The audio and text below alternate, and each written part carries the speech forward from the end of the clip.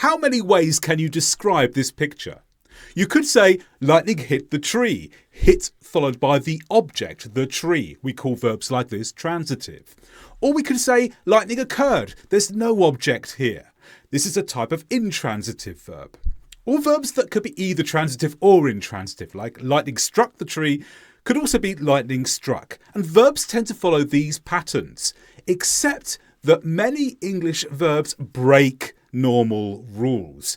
And one way that English verbs break these rules is verbs that cause the action when transitive but change meaning so that they receive the action when intransitive. And to be an advanced English speaker, you need to know these verbs that break those rules. First of all, the verb fell. Now, we're more familiar with the second example here in red. The tree fell. This means the tree falls on its own. But if we say we felled the tree with an axe, what we mean is we get an axe and we hit the tree and that makes it fall down. So we cause the action when fell is transitive, followed by the object. Sink is similar. We're all familiar with the story of the Titanic. The Titanic hit an iceberg and then the boat sank. And if we say the boat sank, we mean the boat sinks on its own. But if we say the iceberg sank the boat, in other words, transitive, verb sank, the boat object, then the iceberg causes the sinking. Also with grow. If I say I'm growing vegetables on my farm, then I cause it to happen. But if I say the vegetables have grown, then grown receives the action. Something happens to the vegetables. And change. She changed her clothes. She caused the change. But when the weather changed, the weather doesn't change anything.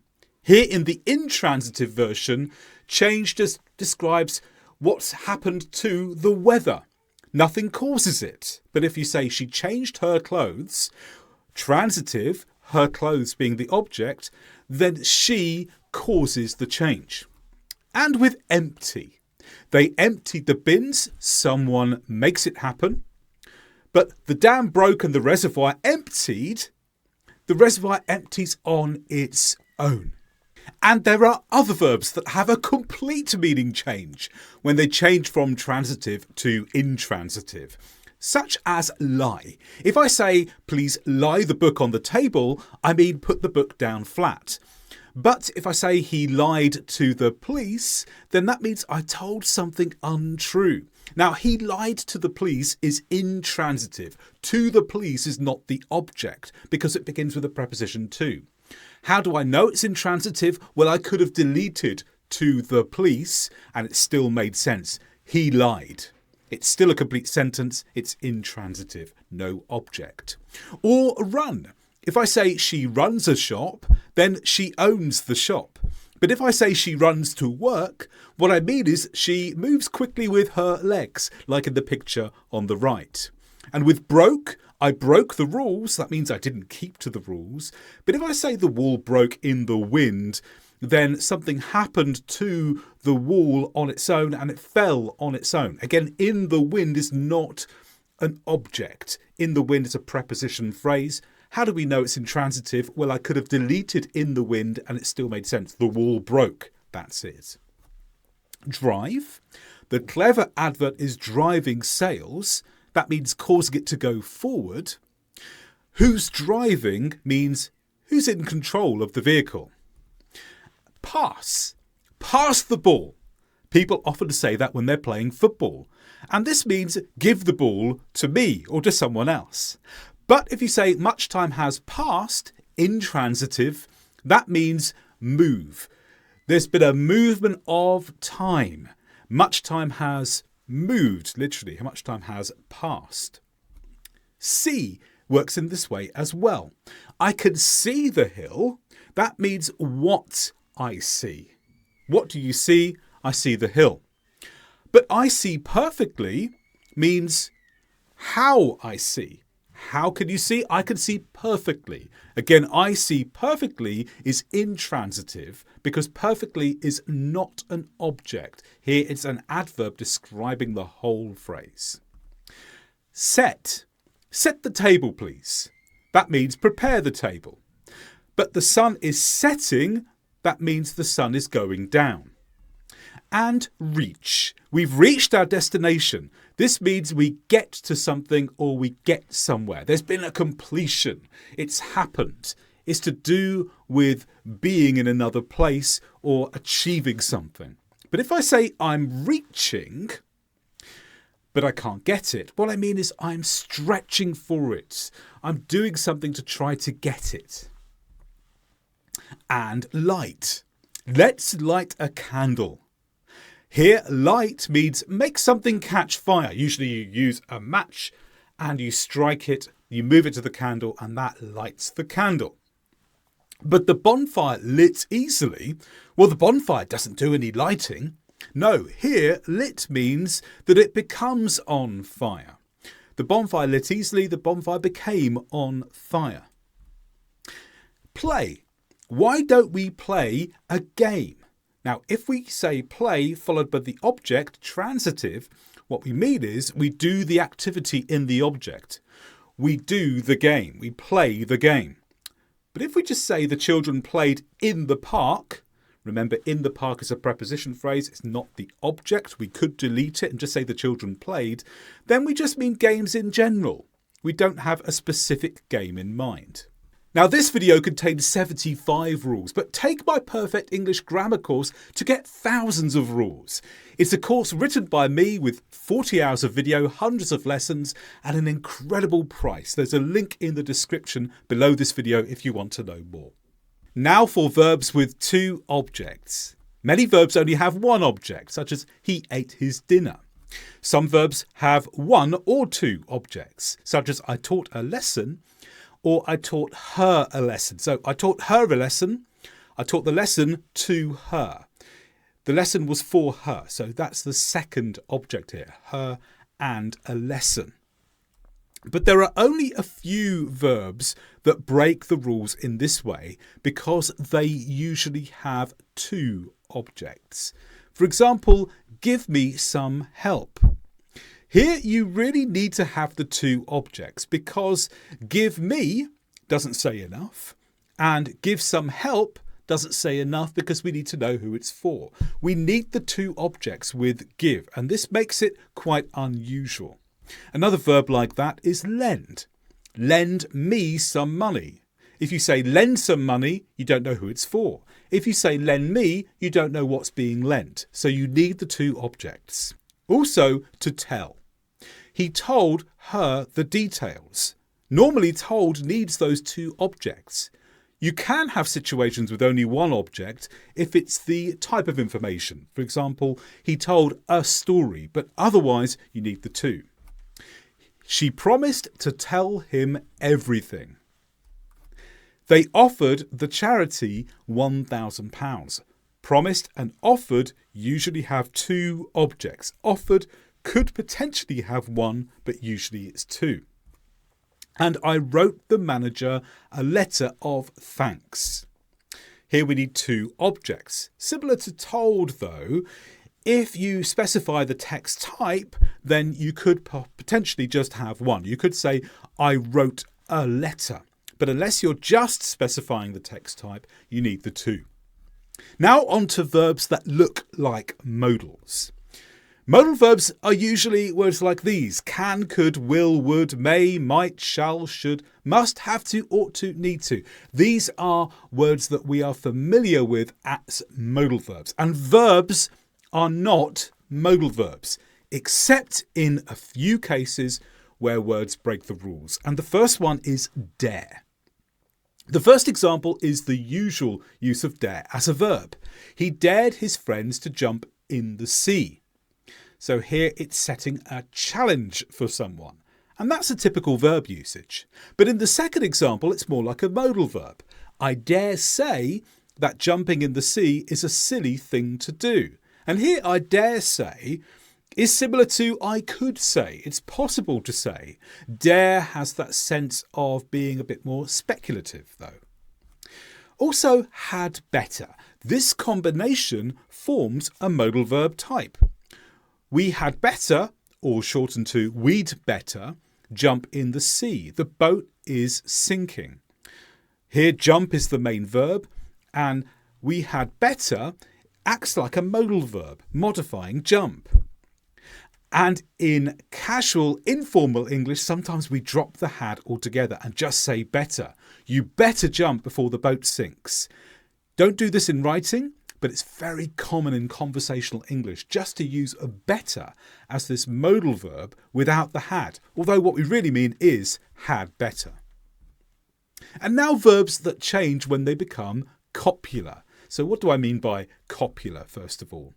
Well, verbs often describe the activity of the subject. For example, he ate his dinner, he does the eating. But copular verbs are different because they introduce a description of the subject. So if I say his dinner looked delicious, the dinner doesn't look, the dinner doesn't see, the dinner doesn't watch, the dinner doesn't do anything.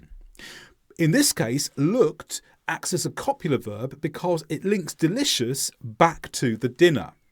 Delicious really is a description of the dinner, and looked puts them together.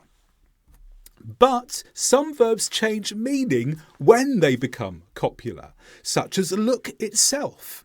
When we say he looked at his dinner, here his eyes were pointing at his dinner. So the subject is he, and he does something. He does the looking. This is the active sentence. But if we change it to be copular, if we say the dinner looked delicious, here looked has a slightly different meaning. It means what the dinner was like. So look in the second case, where it's copular, is more similar to seems or appears. Get changes between the copular and the non-copular version. If I say I've got some bad news to tell you, then it means I possess some bad news to tell you. But if I say she got upset, now this is the copular version because upset describes she. Remember in the first one, the bad news doesn't describe I, so that's not copular. But upset describes she, so that is copular. Now here got means something else. Got means became. She became upset. How about smell? I smelt the food means I tried to smell it with my nose. But if the food smelt bad, then a smell comes to you. The smell that came from the food. And taste is similar. He tasted the food. That means he ate a bit to try it out. But if you say the food tasted bad, then that's the taste that came from the food. The first one has a deliberate choice to taste, and the second is a reaction. With feel, I felt my stomach means I touched it with my hands. But if you say I felt bad, that's a description of your health. Remember the first one, I felt my stomach. I do something, so it's not copular. But I felt bad. Bad describes me, so that is copular. And there's that meaning change because we've changed from non-copular to copular. Also become. I became a member of the club.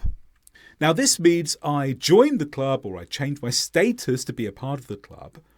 But if become or became is copular, for example, I became interested, then that's a change in my feeling. That's not the change in my status. Now for verbs that are followed by the infinitive. Now the normal rules when a verb is followed by an infinitive is we write to before it. For example, promise. I promise to write to you every day. So write is the second verb, the infinitive. We put to before it because promised is followed by to plus infinitive. But some verbs break this rule and do not have to afterwards at all, such as let. You should let them join in. Never you should let them to join in. It needs to be let with join and no to before join. Also with make. Don't make them wait in the rain. Not don't make them to wait, it's don't make them wait. I can see him leave. So see is followed by the verb without to. We sometimes call this the bare infinitive. Watch the kangaroos jump. So watch is followed by the infinitive. Not watch the kangaroos to jump, but watch jump. Can you hear the train whistle? Some older trains, when they go past, they whistle loudly. They make a loud, high-pitched noise so people can hear them coming. So here is often followed by the bare infinitive without to. And why did no one help them finish? Help followed by the bare infinitive. Sometimes you will see to followed by the infinitive after help.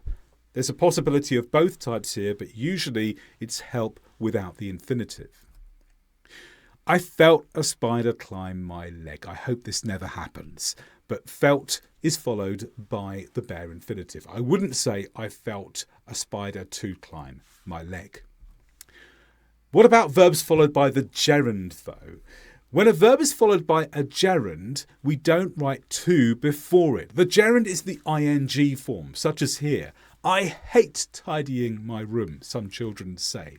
So tidying, here we have the gerund form of tidy. Tidy followed by ing.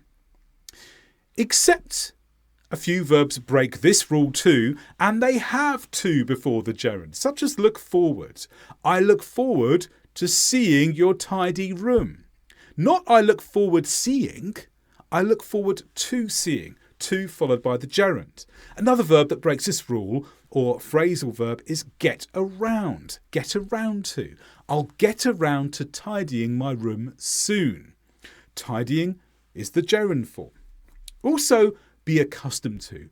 I'm not accustomed to tidying my room every day. Or adjust to.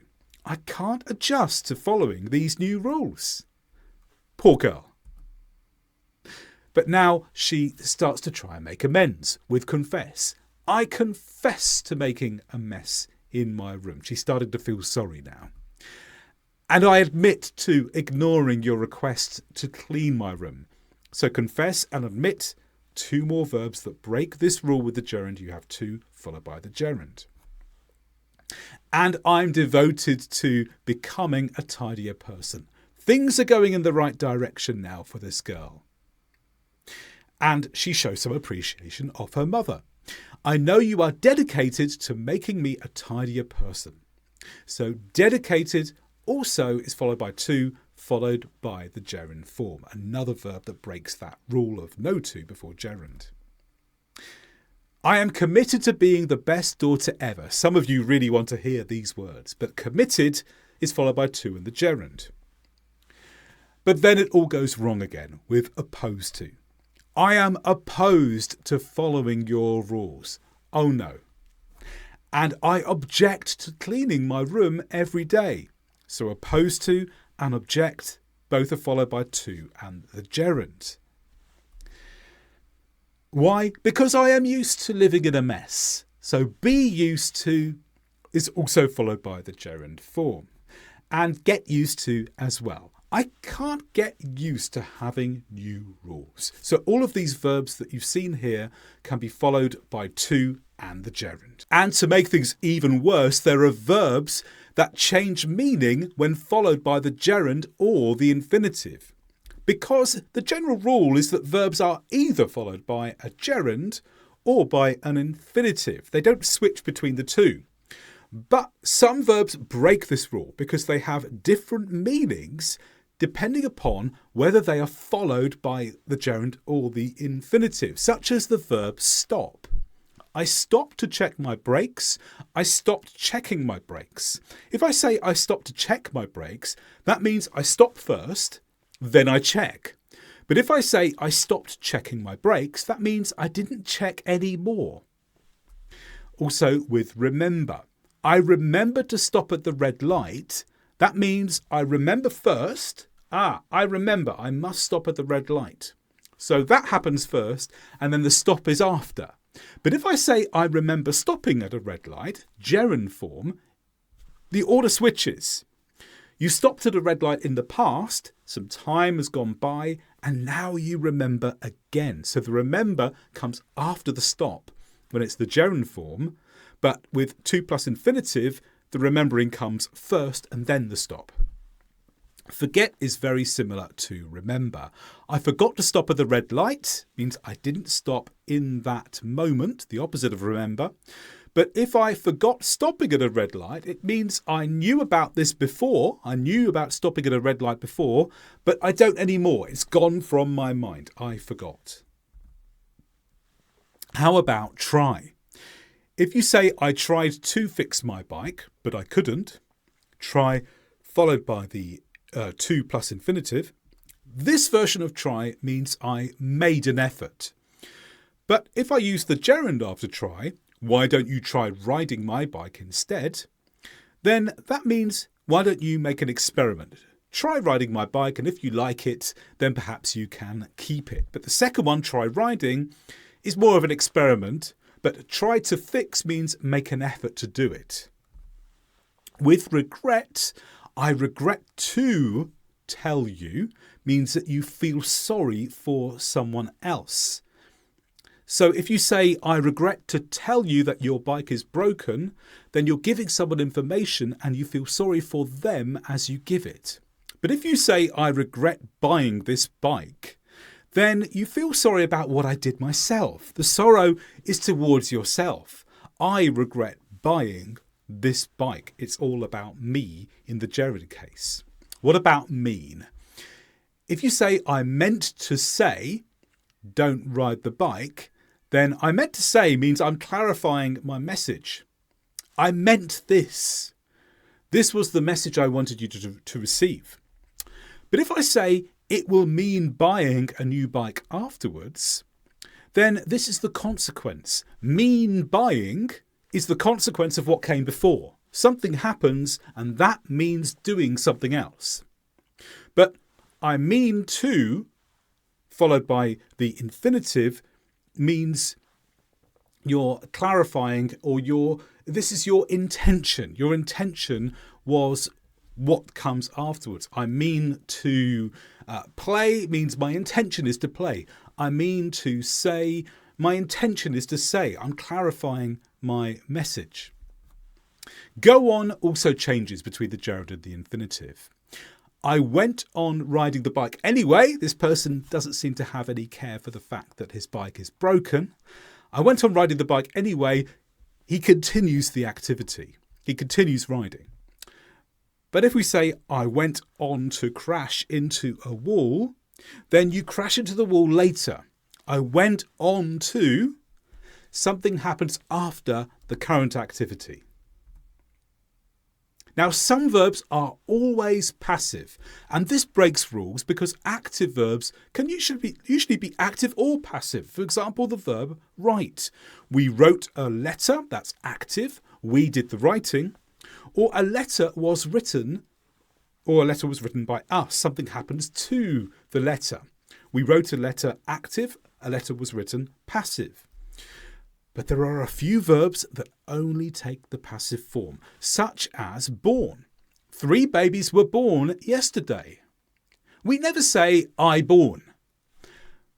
We always say, I was born. It's always in the passive form. It is rumoured that they were all girls. So with the verb rumour, now rumour is normally a noun, but if we use it as a verb, it's almost always in the passive form.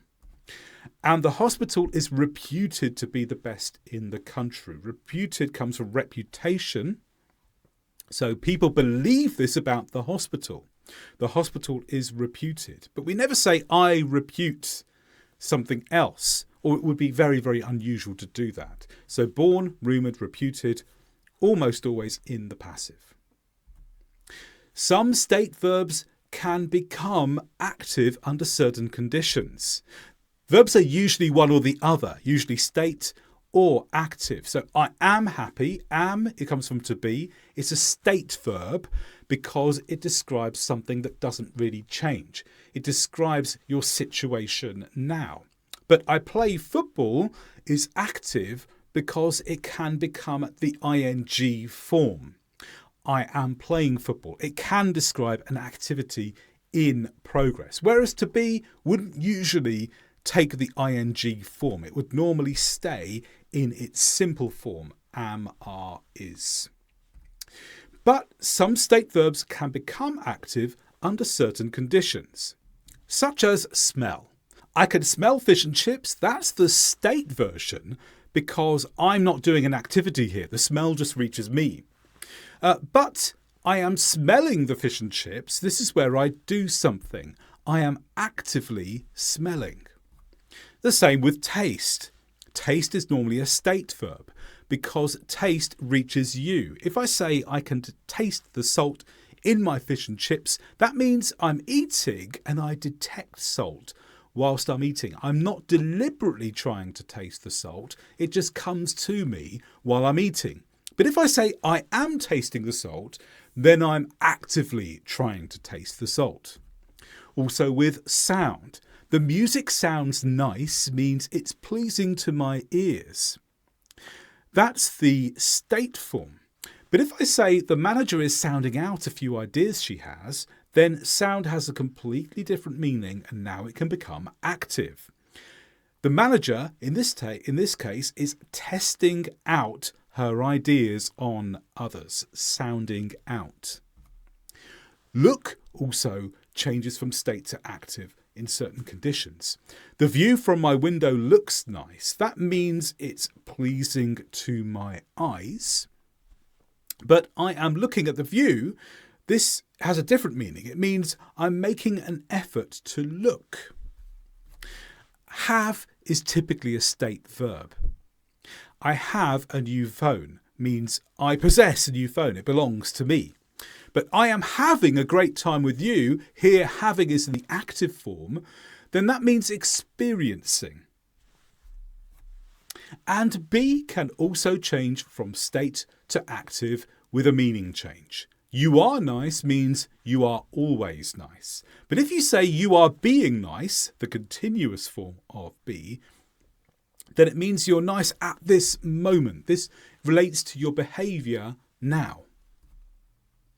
And see also changes between state and active. I can see my friend in the distance.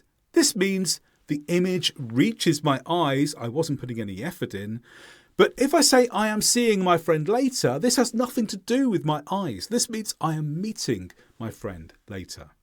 And here are some more situations where verbs break the rules.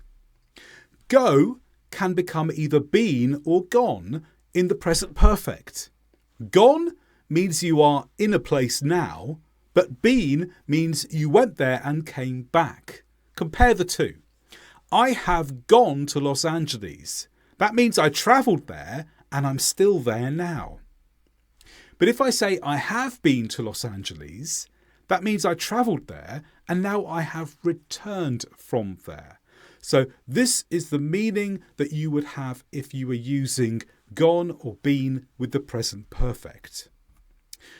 Do has a whole range of uses in English, and one of the interesting situations where it breaks a very specific rule is when it comes with the word except. When you use do followed by a clause beginning except, the verb after except can be a gerund or a bare infinitive. So both of these sentences are correct. I enjoy doing anything except skiing. I enjoy doing anything except ski. And this is unique in English because in English, normally after except, you go to the verb beforehand and you follow the same rules for gerund and infinitive. If a verb is normally followed by a gerund, you put the gerund after except. If the verb's normally followed by to plus infinitive, you put to plus infinitive after the verb except, after the word except. But with do, it's different. It could be the gerund or the bare infinitive. Got or gotten. This may have caused you some confusion because this is another verb where there's a British-American difference. In British English, it is common to use got as a past participle, but in American English, it is common to use gotten as a past participle. So in my form of British English, I would say this video has got 1 million views. But in American English, this video has gotten 12 views. How about going to? Well, this verb works in a normal way, except in casual English, we do something with our pronunciation. Going to gets reduced to gonna when we're being casual or informal. Compare the two ladies. One looks very professional. The professional one says, I'm going to leave now. She says it properly. She says it fully. The lady at the bottom, though, looks like she's in a more casual situation. She doesn't say going to, she says gonna. I'm gonna leave now. Want to works in the same way. In casual English, want to gets reduced to wanna. So the business lady says, I want to buy your business, more formally. But the child says, I wanna buy an ice cream. And also, am not can be reduced to ain't. In casual English, this is what happens. So the professional woman says it properly, I am not interested in your business. But the boy says, I ain't interested in listening to your story. Lots of English dialects do this. Not all versions of English around the world do this, but many common ones do reduce am not to ain't. Lay and lie can cause some confusion. The past of the verb lie is lay. The problem is lay is the infinitive of another verb. So if I say the cat lay on the path, then this means the cat lies in the past, on the path. Lay is the past of lie here, being flat on the ground. But chickens lay eggs. Well, lay here is the present tense. Lay means that something comes out of them like an egg. And this is what they generally do. So there's a bit of confusion between lay and lie. And would rather or would prefer often introduces a preference that you have, but there's a slight difference between them. Would rather needs to be followed by another verb. Would prefer does not. So I can say I don't like the meal. I would rather eat another one. So eat is the extra verb, the activity. But in the second version, I don't like the meal. I would prefer another one. I don't need the verb eat. Would prefer contains the verb qualities on its own.